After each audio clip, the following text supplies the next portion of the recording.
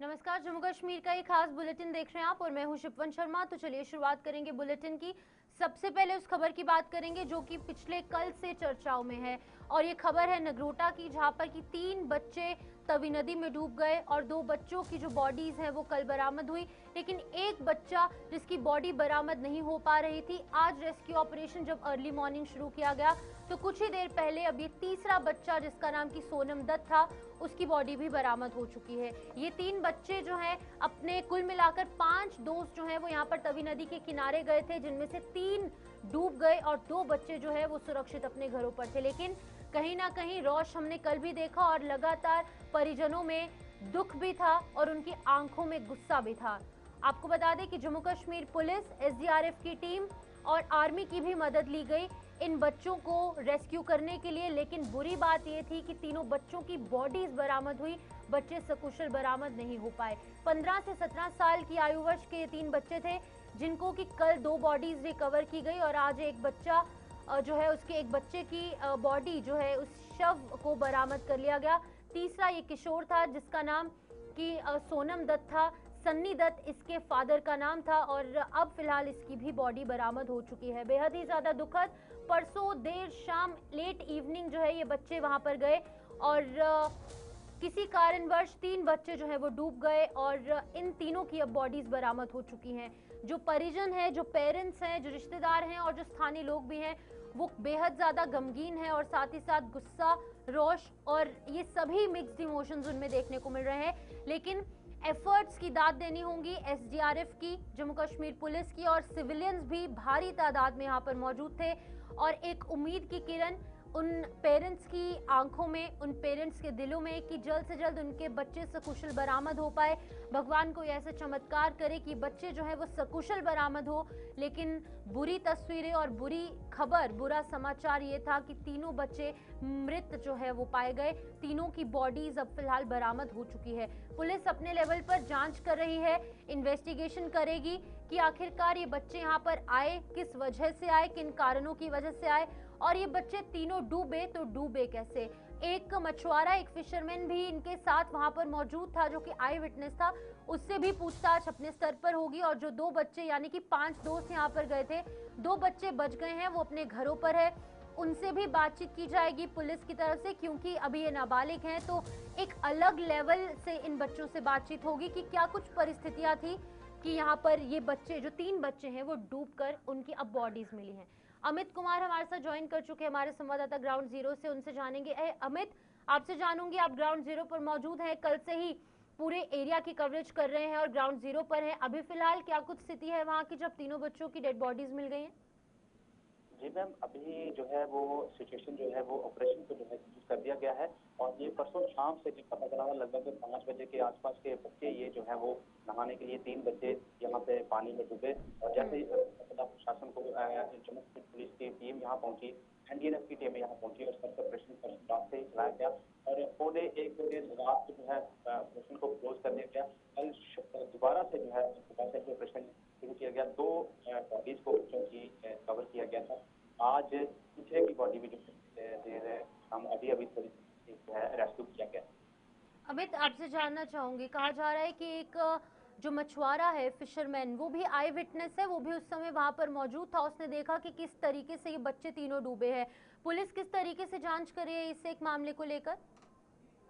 Ma'am, ये मैं बता दूं आपको, 5 बच्चे थे जो खेल गांव बिल्कुल में ही पड़ता है, सैनिक स्कूल के पास ही, वहाँ पे ये बच्चे पहले खेलने के लिए आए। उसके बाद ये 5 बच्चे जो नहाने के लिए आए, लेकिन 3 ही बच्चे तवी नदी में घुसे थे। 2 बच्चे जो है वो साइड में खड़े थे। जब वो चले गए तो ये सब साथ में ही एक मछुआरा था जिसने ये सब देखा और बच्चों ने डर के मारे जो है कहीं बताया नहीं, लेकिन मछुआरे ने ये बात जो है पुलिस तक बताने की कोशिश की। जब पुलिस ने यहाँ इन्वेस्टिगेशन शुरू की, फिर बच्चों को वहाँ लाया गया, उस स्टेशन से बताया गया कि ऐसे 3 बच्चे जो है यहाँ निकले के, उसके बाद कार्रवाई जो है वो शुरू की गई। अमित, ये जो परिजन है, जो माँ बाप है, उनका दुख हम समझ सकते हैं। उन्होंने प्रशासन से किस तरीके से मदद की गुहार लगाई है, पुलिस प्रशासन किस तरीके से उनकी मदद करेगा और सरकार किस तरीके से मदद करेगी? दिया है। मैं आपको बता चलूं कि एसएसपी जम्मू भी यहाँ कल पहुंचे थे, एसपी रूरल कल देर रात यहाँ पहुंचे थे और एसडीपी नगरोटा सभी टीम पूरी वहाँ रही थी। उन्होंने उनको दिया था कि जैसे भी हमारी पूरी कार्रवाई जो है वो हम करेंगे। ठीक है, बहुत बहुत शुक्रिया अमित तमाम जानकारी देने के लिए। तो नगरोटा से परसों देर शाम को ये बुरी खबर सामने आई। 2 बच्चों के शव कल बरामद हुए और एक बच्चे का शव सोनम दत्त नाम का ये छोटा लड़का 17 साल का लड़का था, आज इसका भी शव बरामद हो चुका है। पुलिस अपने स्तर पर कार्रवाई कर रही है, लेकिन जो परिजन है उनका रो रो कर बुरा हाल है और छोटे बच्चे उन्होंने अपने गंवाए हैं, तो जाहिर सी बात है उनका ये दर्द जो है वो हम लोग भी समझ पा रहे हैं। इसी बीच जरा बात असेंबली सेशन की करेंगे। बजट सत्र का सेकंड फेज शुरू हो चुका है और 27 अप्रैल से इसे एक बजट सेशन का 27 मार्च से माफ कीजिएगा इसकी शुरुआत हुई और आज इसका चौथा दिन है। 31 मार्च है आज और आज इसका चौथा दिन देखने को मिला। बेहद ज्यादा खास ये बजट सेशन, बहुत सारे ऐसे मुद्दे थे, बहुत सारे ऐसे प्राइवेट बिल्स थे या फिर बाकी की चीजों को लेकर चर्चाएं हमने देखी हैं और आज का यह दिन भी हंगामे की भेंट चढ़ा, जहां पर नेशनल कॉन्फ्रेंस और भारतीय जनता पार्टी यानी कि सत्ता पक्ष और विपक्ष आमने सामने नजर आए और आज का ये मुद्दा था सुरक्षा के हवाले से। पिछले कुछ दिनों से लगातार हम देख रहे हैं सुरक्षा के इस मुद्दे पर लगातार चर्चाएं हो रही हैं, क्योंकि कुछ एक विधायक थे, कुछ एक बड़े मंत्री थे जिनकी की सुरक्षा को, उनकी सिक्योरिटी को विड्रॉ कर लिया गया था, जिसके बाद की एक बड़ी घटना भी पेश आई। जम्मू के ग्रेटर कैलाश इलाके में डॉक्टर फारूक अब्दुल्ला पर एक व्यक्ति की तरफ से गोलियां चलाई गई, उसके बाद उसकी प्रतिक्रिया भी सामने आई, पुलिस अपने लेवल पर जांच कर रही थी। उसके बाद सिक्योरिटी को लेकर बड़े प्रश्न जो है वो खड़े हो रहे थे और आज इसी मुद्दे को लेकर लगातार सदन में सत्ता पक्ष और विपक्ष यानी कि पार्टी के बीच में हंगामा देखने को मिला। आप बोलते हैं इस हाउस को ताकत नहीं है, तो जब ये सिक्योरिटी ये भी तो इस हाउस की ताकत नहीं है, why are you allowing them to talk so much? मैं सीधी साफ बात बोल रहा हूँ, क्योंकि सर हम रिसीविंग बात करने पर मैंने किसी सर आप को बात नहीं सुनिए ना, बात करने पर मैंने किसी को नहीं रोका। अगर मैंने रोका, आपने कोई डिवाइस इस्तेमाल करने की कोशिश की, मैंने कहा वो डिवाइस आप इस्तेमाल कर नहीं सकते। बात आप कर रहे हैं, आप नहीं कर रहे, इससे पहले भी आप लोगों ने बात की है। मगर यदि आप कहते हैं हम रेजोल्यूशन पास करेंगे, तो रेजोल्यूशन को लाने के लिए कुछ नॉर्म्स हैं, एडजॉर्नमेंट मोशन को लाने के लिए कुछ रेस्ट्रिक्शन। मेरे पास तो खुद घर में हाउस गार्ड थी, I live without a house guard. तो चलिए हमारे साथ शिल्पा शर्मा ज्वाइन कर चुकी है, हमारी संवाददाता जो है वो यहाँ पर लगातार असेंबली को लेकर कवरेज भी कर रही है, असेंबली में 24 घंटे मौजूद रहती हैं। शिल्पा, आज सिक्योरिटी का ये मुद्दा बेहद ज्यादा चर्चाओं में नजर आया, सत्ता पक्ष और विपक्ष के बीच में हंगामा हुआ है, क्या कुछ कहेंगे, कैसे हालात थे फिलहाल असेंबली के इस एक मुद्दे को लेकर? देखिए, नेशनल कॉन्फ्रेंस के तमाम एमएलए के द्वारा जो है ये कंसर्न जताया गया है कि जिस प्रकार की सिक्योरिटी जो है वो वापस ली गई है उसे बहाल किया जाए, लेकिन कहीं न कहीं एक तीखी बहस भी इसमें देखने को मिली। जब सजाद लोन के द्वारा जो है वो भाषण दिया गया, उनके द्वारा कहा गया कि पीएसए को लेकर बात की जाती है तो तब हाउस में बात करने की इजाजत दी जाती है, तो नहीं दी जाती है, तो आखिरकार इसको क्यों सिक्योरिटी इशू जो है वो यहाँ पर क्यों उठाया जा रहा है? जबकि ये होम मिनिस्ट्री का जो है वो डिपार्टमेंट है, आप पत्र लिखिए, लेटर लिखिए और उसके बाद जो है वो होम मिनिस्ट्री अपना काम करेगी। इसी के साथ आप देखिए ये भी एमएलओ के द्वारा कंसर्न जताया गया है।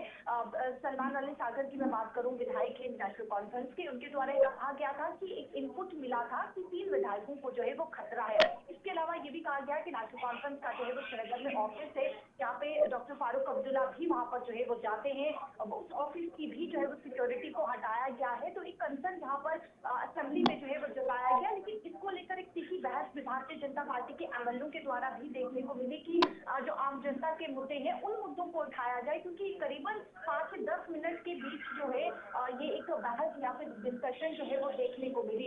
इसी के साथ आप देखेंगे जहाँ पे नेशनल कॉन्फ्रेंस के जो एमएलए जावेद बेग हैं उनके द्वारा भी एक सवाल जो है एलजी मनोज सिन्हा पर उठाया गया। हालांकि ये साफ तौर पर कहा गया कि अगर इंक्लूसिव किसी प्रकार की कोई भी घटना होती है तो एलजी मनोज सिन्हा जो है वो इसके जिम्मेदार होंगे, लेकिन उन्होंने ये भी कहा गया, ये भी आरोप लगाए गए, भी सवाल उठाए गए एलजी मनोज सिन्हा को कि वो इस संस्था के प्रमुख है और वो कहीं न कहीं भारतीय जनता पार्टी और आरएसएस का जो है वो एजेंडा चला रही है। नेशनल कॉन्फ्रेंस के विधायक जावेद बेग के द्वारा ये कहा गया और इसको लेकर जो है वो कहीं न कहीं भारतीय जनता पार्टी के विधायक भी गरमाते हुए नजर आए। तो एक डिस्कशन की जा रही थी कि किस प्रकार से सुरक्षा को वापस लिया गया है, उसे बहाल किया जाए, एक कंसर्न जो है वो जताया जा रहा था नेशनल कॉन्फ्रेंस के तमाम एमएलओ के द्वारा। लेकिन इसी बीच में जो है वो एक तीर की बहस भी सजा लोन के द्वारा जो है वो देखने को मिली। बिल्कुल शिल्पा, ये मुद्दा कितना जायज़ है, क्योंकि पिछले दिनों हमने देखा कि डॉक्टर फारूक अब्दुल्ला वहाँ पर मौजूद थे, एक हाई लेवल के लोग वहाँ पर मौजूद थे और इस दौरान वहाँ पर गोलियां चलती नजर आई। तो अब ये मुद्दा असेंबली में उठ रहा है, कितना जायज़ है यहाँ पर? और देखिए अब एक एग्जांपल यहाँ पर जो है वो दी गई थी, जिस प्रकार से मैंने भी कहा कि नेशनल कॉन्फ्रेंस के जो ऑफिस है श्रीनगर में, उसकी जो सिक्योरिटी है उस सिक्योरिटी को भी हटाया गया और ये कहा गया था कि डॉक्टर फारूक अब्दुल्ला भी वहां पर जाते हैं। तो ये एक बेहद ही बड़ा कंसर्न है जिसको लेकर भारतीय जनता पार्टी के एमएलए के द्वारा भी ये कंसर्न जताया गया है कि सिक्योरिटी को बहाल जो है वो जल्द से जल्द किया जाए। तो इससे पहले की अगर बात करें तो अब देखिए डिप्टी सीएम के कार्यालय के द्वारा एक पत्र भी लिखा गया था होम मिनिस्ट्री को और ये निवेदन भी की गई थी कि उनकी जिस प्रकार से जो सिक्योरिटी है या फिर जो बुलेट प्रूफ जो गाड़ी है उसे जो है वो वापस लिया गया है, उसे जो है वो जल्द से जल्द जो है वो लौटाया जाए। तो एक कंसर्न यहाँ पर भारतीय जनता पार्टी के एमएलए के द्वारा भी जताया गया और एक बहुत बड़ा इश्यू है, क्योंकि हाल ही में जब जम्मू कश्मीर के farmer CM doctor Farooq Abdullah पर जो है वो गोली चलाई गई, हमला करने की जो है वो कोशिश की गई, तो इस समय ये एक बेहद ही बड़ा कंसर्न है, क्योंकि ये भी साफ तौर पर नेशनल कॉन्फ्रेंस के एमएलए के द्वारा कहा गया है कि एक इनपुट भी मिला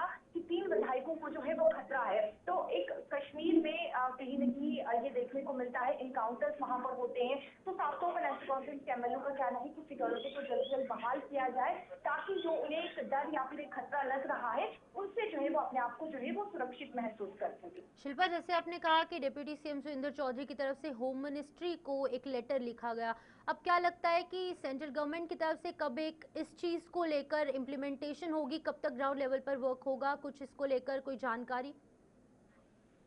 आप देखिए फिलहाल जिस प्रकार से हाउस में असेंबली में ये इशू शुरुआत हुई थी उस दिन भी ये इशू जो है वो उठाया गया था, लेकिन आज इस पे एक डिस्कशन हुई, 5 से 10 मिनट या 15 मिनट आप रख लीजिए, डिस्कशन हुई, एक तीखी बहस हुई, तो एक बहुत बड़ा कंसर्न है। तो आग्रह किया गया है, एलजी मनोज सिन्हा को आग्रह किया गया है, होम मिनिस्ट्री को आग्रह किया गया है, निवेदन किया गया है, तो हो सकता है जल्द से जल्द जो है वो बहाल जो है वो किया जाए। लेकिन अगर आप देखेंगे सिक्योरिटी हटाने का कहीं न कहीं ये भी सामने आ रहा है कि चुनाव है बंगाल में जिसको लेकर जो है वो वहाँ पर जो है वो सिक्योरिटी भेजी गई है, तो ये भी एक पॉइंट जो है वो यहाँ पर सामने आ रहा है। ठीक है, बहुत बहुत शुक्रिया तमाम जानकारी देने के लिए। तो सिक्योरिटी सिनेरियो को और ज़्यादा टाइटन करने के लिए, यानी कि जो विधायक है उनकी सुरक्षा को एक बार फिर से वापस देने के लिए मुद्दा जो है असेंबली में उठता नजर आया। सत्ता पक्ष और विपक्ष एक दूसरे के आमने सामने नजर आए। अब बात जरा करेंगे जम्मू श्रीनगर नेशनल हाईवे को लेकर, नेशनल हाईवे 44 को लेकर, जहां पर ट्रैफिक जो है कुछ देर के लिए बंद किया गया था क्योंकि मौसम इस तरीके का बना था। और जब भी मौसम खराब होता है सबसे पहला जो विक्टिम है वो नेशनल हाईवे देखने को मिलता है। तो रामबन के महर में लैंडस्लाइड हुई थी और लैंडस्लाइड के बाद ट्यूब बंद की गई और इसके बाद अब ट्रैफिक फिलहाल दो तरफा बहाल कर दिया गया है। और ये ताज़ा तस्वीरें गुलिस्तान न्यूज़ के माध्यम से आप देख पा रहे हैं। आपको बता दें कि गाड़ियों की आवाजाही पूरी तरह से प्रभावित हुई थी, ट्रैफिक मूवमेंट टोटली बंद कर दी गई थी। मलबा हटाने के बाद हाईवे पर अब ट्रैफिक बहाल हो चुका है। लगातार national highway authority of India, police और सभी जो ट्रैफिक विभाग है उसके भी तमाम कर्मचारी और जो अधिकारी हैं इन एजेंसीज के, वो वहां पर मौके पर मौजूद थे। मैन और मशीनरी डिप्लॉय की गई। डिप्लॉयमेंट के साथ साथ काम भी उनकी तरफ से किया गया और अब कुछ ही घंटों के अंदर नेशनल हाईवे को खोल दिया गया है। और नेशनल हाईवे सबसे पहला विक्टिम कहीं ना कहीं मौसम का देखने को मिलता है। चाहे मॉनसून की बात करेंगे या फिर सर्दियों की बात करेंगे, करोड़ों रुपए का नुकसान इस नेशनल हाईवे की वजह से होता है क्योंकि ये नेशनल हाईवे बंद हो जाता है, जिसकी वजह से कि बहुत सारे लोगों को दिक्कत होती है। नदीम इकबाल हमारे साथ रामबन से ज्वाइन कर चुके हैं। नदीम, कुछ घंटों के अंदर ही नेशनल हाईवे को खोल दिया गया है, किस तरीके से एफर्ट्स किए गए और किस तरीके से लोगों में खुशी का माहौल है, क्योंकि सबसे पहला विक्टिम, जैसे कि आप कहते हैं कि सबसे पहला विक्टिम नेशनल हाईवे ही होता है मौसम का। जी बिल्कुल, देखिए इस वक्त अगर हम श्रीनगर जम्मू नेशनल हाईवे की बात करें तो कुछ घंटों की बारिश ने श्रीनगर जम्मू नेशनल हाईवे पर गाड़ियों की आमदोरफ्त को मुतासिर किया, जहां 4 बड़े मकामात थे जहां पर हम देखा कि पसिया गिरने का सिलसिला देखने को मिला। करोल, मिहाड़, इसके साथ साथ रामसू और शेर बीबी, ये 4 इलाके हैं जहां पर पसिया गिरने की वजह से गाड़ियों की आमदोरफ्त रुकी। लेकिन ट्रैफिक हुकाम की जानिब से और जो क्लियरेंस एजेंसीज हैं उनकी जानिब से जल्द ही रेस्टोरेशन का काम शुरू किया गया, क्योंकि बारिश ज़्यादा देर तक हुई नहीं, बरसी नहीं, जिससे हम कह सकते हैं कि राहत भरी बात यह रही कि श्रीनगर जम्मू नेशनल हाईवे पर क्लियरेंस का काम जो है जल्दी शुरू किया गया। और आज की जहां हम बात करें, खिली धूप है, खुशगवार मौसम है। इस बीच कई मकामात ऐसे हैं जहां पर दोनों ट्यूब्स बंद हो गई थी। हालांकि एक ट्यूब को खोला गया है, दोनों तरफ का ट्रैफिक जो है एक ही ट्यूब पर चलाया जा रहा है। दूसरी ट्यूब का क्लियरेंस का काम अभी चल रहा है और ऐसे में अभी कुछ घंटों इंतजार करना होगा कि जहां हम कहें कि प्रॉपर रेस्टोरेशन जो श्रीनगर जम्मू नेशनल हाईवे की हुई है, ट्रैफिक बहाल किया गया है। अभी हम देख रहे हैं क्योंकि कल रात को ही मुख्तलिफ मकामात पर गाड़ियों को रोका गया था। चंद्रकोट का मकाम हो, चनहनी का मकाम हो, जखैनी का मकाम हो या फिर बाकी इलाके हो जहां पर महफूज जगहों पर गाड़ियों को रोका गया था। तो अब उन्हें आगे बढ़ने की इजाजत मिल गई है क्योंकि एक के ऊपर दोनों तरफ का ट्रैफिक चलाना काफी मुश्किल रहता है, काफी चैलेंजिंग। और दूसरी बात हम ये कहे कि ट्रैफिक का फ्लो काफी ज्यादा रहता है। जब हाईवे बंद हो, 2-4 घंटे का ब्रेक भी लगे तो ट्रैफिक जैम जैसे मनाजिर देखने को मिलते हैं। तो कहीं ना कहीं हम कहें कि अभी भी इंतजार करना होगा और कहीं हम ये कहें कि एहतियात बरतना होगा उन लोगों को जो श्रीनगर जम्मू नेशनल हाईवे पर ट्रैवल करने जा रहे हैं, क्योंकि एक ट्यूब पर दोनों तरफ का ट्रैफिक चलेगा। दिक्कतें परेशानियां हो सकती है, लेकिन क्लियरेंस का काम भी दूसरी तरफ चलाया जा रहा है। नदीम, क्या कुछ एडवाइजरी अभी फिलहाल जारी की गई ट्रैफिक विभाग की तरफ से? देखिए, एडवाइजरी की जहां हम बात करें, एडवाइजरी एक तरफ है, लेकिन दूसरे हम कहें कि आंखों से हम कुछ चीजें देख सकते हैं। एडवाइजरी में तो बताया जाता है कि आप अननेसेसरी ट्रैवल ना करें जब भी खराब मौसम और महकमा मौसमियात की जहां बात करें, क्योंकि हम देख रहे हैं कि पहले से ही पेशन गोई की गई है कि वक्फे वक्फे से कहीं ना कहीं मौसम में जो है बदलाव देखने को मिलेगा और इसका सीधा सीधा असर हम श्रीनगर जम्मू नेशनल हाईवे पर कई सालों से देख रहे हैं। तो कहीं ना कहीं हम कहें कि एडवाइजरी का एहतराम करना, उस पर अमल करना भी मुसाफिरों के लिए काफी लाजमी होता है। लेकिन फिर भी गैर जिम्मेदाराना तरीके से जब लोग घरों से बाहर निकलते हैं तो हाईवे पर उन्हें इसका खामियाजा भुगतना पड़ता है। तो एडवाइजरी एक तरफ है कि आप ट्रैवल अननेसेसरी ना करें, लेन जो ड्राइविंग है वो करें, इनडिसिप्लिन क्रिएट ना करें जिससे ट्रैफिक जैम जैसे मनाजिर देखने को मिलेंगे, लोगों को परेशानियां होंगी। फिलहाल ट्रैफिक हुकाम की जानिब से हमने देखा कि बेहतर तरीके से ट्रैफिक चलाए जाने की कोशिश की जा रही है। क्लियरेंस का काम भी चल रहा है और उम्मीद की जा रही है कि आने वाले कुछ घंटों में मुसाफिरों को इन तमाम चीजों से राहत मिलेगी। नदीम, एक इम्पॉर्टेंट चीज देखिए, 2025 में हमने देखा अगस्त के महीने से लेकर कई महीनों तक, कई हफ्तों तक नेशनल हाईवे बंद रहा, करोड़ों का नुकसान हुआ, बहुत सारे लोगों को दिक्कत पेश आई। अब 2026 में ऐसा एक बार फिर से रिपीट ना हो, इसको लेकर क्या कुछ प्रशासनिक तौर पर तैयारियां पहले से ही की गई हैं? जी बिल्कुल, देखिए ऐसे में हम कहें कि श्रीनगर जम्मू नेशनल हाईवे का जो हाल बिगड़ा है 2015 के बाद बिगड़ा है और वजह रही है यहाँ पर श्रीनगर जम्मू नेशनल हाईवे की जो वाइडनिंग का काम है वो रहा है। कहीं हमने देखा कि कुछ साल ऐसे गुजरे कि अनप्रेडिक्टेबल था कि कहाँ पर पस्सियां उतर आएंगी, कहाँ पर दिक्कत हो जाएगी, चाहे खुशगवार मौसम हो या खराब मौसम हो। तो कहीं मकामात, इवन आप उधमपुर से बानीहाल के बीच देखेंगे तो कोई भी ऐसी जगह नहीं थी जहां पर शूटिंग स्टोन या लैंडस्लाइड देखने को न मिलती। और मौसम तो इसमें कोई माना ही नहीं रखता था। खुशगवार मौसम में भी हमने देखा 2-2, 3-3 दिन तक सड़कें बंद रही। लेकिन अब कहीं ना कहीं हम कहें कि जिस तरह से वाइडनिंग का काम मुकम्मल होता हुआ नजर आ रहा है, मिहाड़ एक बहुत बड़ा स्ट्रेच था जहां हमने देखा कि 1-1.5 किलोमीटर का एरिया लगभग, जिसमें मुख्तलिफ मकामात पर पस्सियां गिरती थी। लेकिन अब हम कहें कि कट एंड कवर जब मिहाड़ में बनाया गया है, उसकी तामीर का काम मुकम्मल हुआ, तो वहां पर जो रोड बंद होने के चांसेस हैं वो कम हो गए। पंथियाल एक स्ट्रेच होता था लेकिन अब वहां पर टनल है, उसके साथ में खूनी नाला देखेंगे आप तो वहां पर भी टनल है। तो कहीं ना कहीं हम कहें कि डिगडोल मारो की टनल का जब हम कहेंगे कि ब्रेक थ्रू होगा, उसके बाद जब हम देखें कि जब उस पर से गाड़ियां चलेंगी तो कहीं ना कहीं हम कहें कि राहत भरी बात है। और अब कई सारी जगह है, पीड़ा में जब हम देख रहे हैं कुनफर पीड़ा टनल है, वहां पर भी अब आपको दिक्कत नहीं है। तो कहीं ना कहीं हम कहें कि आसानियां लोगों के सामने आ रही है, लेकिन इन तमाम चीजों के लिए वक्त लगेगा। पिछले 2015 से जो हम देख रहे हैं, पिछले 10-11 साल से लोग सफर जिस चीज से कर रहे थे, अब कहीं ना कहीं उससे बाहर लोग निकल रहे हैं। लोगों को उन परेशानियों से आहिस्ता आहिस्ता छुटकारा मिल रहा है। और हम ये कहें कि जहां पिछले साल जिन लोगों को परेशानी मिहाड़ की वजह से हुई, अब उन्हें परेशानी नहीं होगी। मारू के मकाम पर परेशानी हालांकि अभी भी बनी हुई, लेकिन कट एंड कवर वहां पे भी बनाया गया है। तो हम ये कह सकते हैं कि आने वाले 2 साल बाद हम कहें कि जिस तरह के हालात हमने पिछले 2 साल में देखे, आने वाले 2 साल में उनसे कहीं ना कहीं लोगों को राहत मिल सकती। उम्मीद यही करते हैं। बहुत बहुत शुक्रिया नदीम तमाम जानकारी देने के लिए।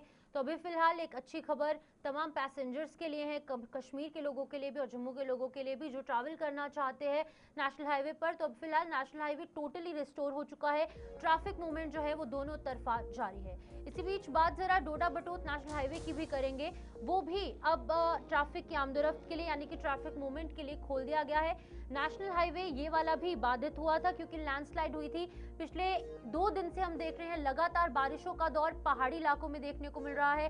हालांकि जम्मू मेन सिटी में उतनी बारिश नहीं हुई, कल देर रात को बारिश जरूर देखने को मिली, लेकिन सबसे ज्यादा प्रभावित जो है वो पहाड़ी क्षेत्र के ये रोड्स होते हैं। और इस रोड की तस्वीरें आप देख सकते हैं, कितनी बुरी हालात के अंदर ये रोड है और ट्रैफिक की लंबी लंबी कतारें, चाहे वो प्राइवेट व्हीकल्स हैं, चाहे वो कोई बड़े ट्रक्स हैं या फिर वो सामान से लोडेड गाड़ियां थी या फिर लोगों को ले जा रही गाड़ियां थी, सभी गाड़ियां जो है इस एक रोड पर फंस गई। इस रोड का बुरा हाल था क्योंकि लैंडस्लाइड इस एरिया में देखने को मिली और हाईवे पर विभिन्न स्थानों पर भारी भूस्खलन हुआ था और इस भूस्खलन के चलते बहुत ज्यादा प्रभावित ये जो हाईवे है ये भी हुआ था, जिसका जो अब फिलहाल खामियाजा है उन लोगों को भुगतना पड़ा। लेकिन जैसे मैंने कहा कि national highway authority of India, बाकी की जो एजेंसीज हैं, ट्रैफिक विभाग एकजुट होकर उनकी तरफ से काम किया गया और नेशनल हाईवे 44 के साथ साथ डोडा बटोत नेशनल हाईवे को भी अब फिलहाल खोल दिया गया है। ट्रैफिक अमला वहां पर मौजूद है और उनकी तरफ से भी एवरी पॉसिबल एफर्ट किया जा रहा है कि पैसेंजर्स को कोई दिक्कत ना पेश आए।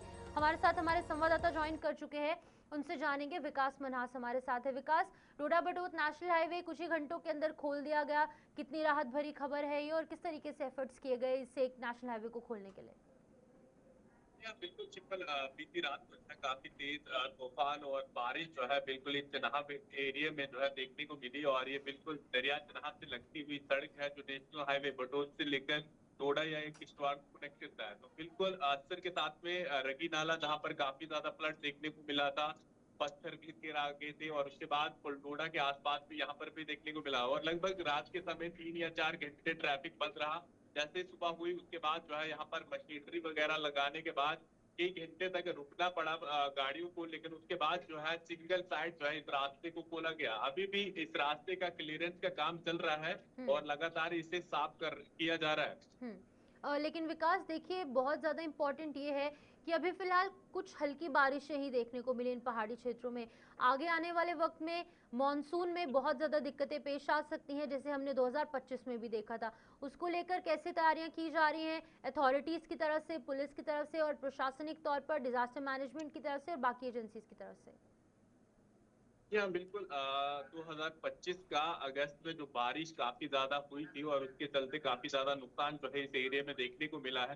फिलहाल अभी भी कई जगहें ऐसी है जिसकी भरपाई जो है पूरी तरीके से नहीं हुई है। कई जगह पर अभी भी जो दीवारें हैं अभी भी टूटी हैं, उसे ठीक किया जा रहा है। लेकिन जैसे ही मौसम करवट बदलता है या इस तरह की बारिशें होती हैं तो दोबारा से इन जगहों पर काम रुक जाता है और उन्हें प्राप्त, क्योंकि कई जगहों पर हमने देखा कि 100 मीटर या 150 मीटर दूर दूर तक बिल्कुल रोड जो है खिंच गई थी क्योंकि सिंकिंग वाला एरिया, ये तमाम चीजें देखी जा रही है। अभी भी मौसम थोड़ा बहुत क्लियर हुआ है लेकिन पहाड़ी एरिया में अभी भी बादल छा रहे हैं, दोबारा से बारिश आने का आ सकती है। तमाम चीजें देखी जा रही है। ठीक है, बहुत बहुत शुक्रिया तमाम जानकारी देने के लिए। विकास डोडा के हवाले से अपडेट करे थे, वहां पर भी लैंडस्लाइड हुई जिसके चलते कि नेशनल हाईवे बंद किया गया, लेकिन अब फिलहाल एफर्ट्स के चलते इस हाईवे को खोल दिया गया है। लेकिन ऐतिहासिक मुगल रोड जो कि 6 महीने हमेशा बंद रहती है, चाहे मानसून की बात करें या फिर भारी सर्दियों की बात करें, कभी बर्फबारी और कभी लैंडस्लाइड, ये मुगल रोड हमेशा से ट्रैफिक के हवाले से प्रभावित रहती है और अभी भी लैंडस्लाइड के बाद ट्रैफिक मुगल रोड पर रोका गया है। मलबा हटाने के लिए मशीनरी वहां पर डिप्लॉय की गई है, यानी कि मैन और मशीनरी लगातार वहां पर डिप्लॉय की गई है, जिसके चलते कि उम्मीद है जैसे ही मौसम ठीक होगा, हालांकि मौसम जो है आगे आने वाले दिनों में भी इसी तरीके का रहेगा। पहाड़ी क्षेत्रों में बारिश हो सकती है, कुछ एक मकामों पर यानी कि जो हायर रीचेस हैं वहां पर बारिश भी हो सकती है। आपको बता दें कि भारी बर्फबारी से लैंडस्लाइड के बाद ट्रैफिक जो है मुगल रोड पर रोका गया था। अब एक बार फिर से अपडेट अभी जस्ट सामने आई है, करेक्ट करना चाहूंगी खुद को, जहां पर कि मुगल रोड अभी फिलहाल कुछ ही मिनटों पहले खोल दिया गया है। ट्रैफिक जो है इस पर बहाल हो चुकी है। लैंडस्लाइड के बाद ट्रैफिक मूवमेंट को टोटली बंद किया गया था, लेकिन क्योंकि आज धूप खिल चुकी है, मौसम के अंदर एक सुधार देखने को मिला है। अब फिलहाल दो तरफा ट्रैफिक यानी कि जो ट्रैफिक है वो वहां पर खोल दी गई है। हमारे साथ हमारे संवाददाता आकाश मलिक ज्वाइन कर चुके हैं फोन लाइन के माध्यम से। आकाश, अभी कुछ ही देर पहले, कुछ मिनट्स पहले मैं कहूंगी, मुगल रोड को खोला गया है, क्या कुछ एफर्ट्स लगाए गए और अभी फिलहाल किस तरीके से काम वहां पर चल रहा है? पिछले 2 दिनों में 3 3 बार बंद हो चुकी है और बीआरओ और डिप्टी कमिश्नर पुंछ की कोशिशों से जो है काम की जो है रफ्तार को तेज करते हुए बीआरओ ने सुबह ही क्लियरेंस जो है कंप्लीट किया और अभी जो है तारीखी मुगल शाहजहां पे ट्रैफिक की आमदोरफ्त को बहाल कर दिया गया है। वहीं पे बात करूंगा, कई सारे लोग भी कॉल करते हैं कि ट्रैफिक आज बंद है नहीं, लेकिन ट्रैफिक डिपार्टमेंट की तरफ से हर दिन की एडवाइजरी में लिखा जाता है कि आज शाहरा की क्या अपडेट है। तो वहीं पे ट्रैफिक डिपार्टमेंट ने भी जो अपडेट दिया उसके साथ साथ लोगों की तरफ से भी ये कई सालों से मांग आ रही है टनल के हवाले से कि शाहरा पर टनल नहीं बनता, जमीनी सतह पे आज भी काम नहीं शुरू हो रहा, जिसकी वजह से लोगों को काफी परेशानी का सामना करना पड़ता है। साल में 6 महीने इस शाहरा को बंद जरूर रखा जाता है, लेकिन इस साल की बात करें, इस साल उतना टाइम शाहरा बंद नहीं रही, क्योंकि इस बार जो है एजेंसी बीआरओ थी और बीआरओ ने इस बार जो है एक बेहतरीन काम करके और इस शाहरा को जो है जल्दी खोल दिया गया है। तो वहीं पे ट्रैफिक डिपार्टमेंट और सिविल एडमिनिस्ट्रेशन की तरफ से ये एडवाइजरी है पब्लिक के लिए कि ज्यादा जो है इस शाहरा पर सफर ना किया जाए, क्योंकि एक टाइमिंग सेट की गई है। क्योंकि जिस तरीके से पिछले दिनों में जोजिला के मकाम पे काफी बड़ा इंसिडेंट हुआ, उसके बाद मुगल रोड पे भी देर रात गए एक दिन स्नो अवलांच आया, जिसको लेके Jammu Kashmir police, traffic department, civil department, BRO की कोशिशों से रात के 1 बजे उस सारी ट्रैफिक को जो है निकाल दिया गया है। ठीक है आकाश, बहुत बहुत शुक्रिया तमाम जानकारी देने के लिए। आकाश मलिक यहाँ पर अपडेट करे थे मुगल रोड के हवाले से, जिसे कि अब एक बार फिर से खोल दिया गया है। लोगों के अंदर बड़ी राहत है, क्योंकि पुंछ राजौरी से कश्मीर जाने वाला ये सबसे शॉर्टेस्ट रूट माना जाता है, तो इन केस ऑफ इमरजेंसी लोग इसी से ट्रैवल करते हैं। और अब फिलहाल ये अभी की अपडेट है कि ट्रैफिक के लिए नेशनल हाईवे 44 भी खुल चुका है, डोडा बटोत हाईवे जो है वो भी खुल चुका है, और मुगल रोड जिस पर सभी की नजरें रहती हैं वो भी खोल दिया गया है। तो तमाम बड़ी अपडेट्स के लिए आप जो गुलिस्तान न्यूज़ के साथ जुड़े रहिए। जम्मू कश्मीर के इस बुलेटिन में इतना ही। नमस्कार।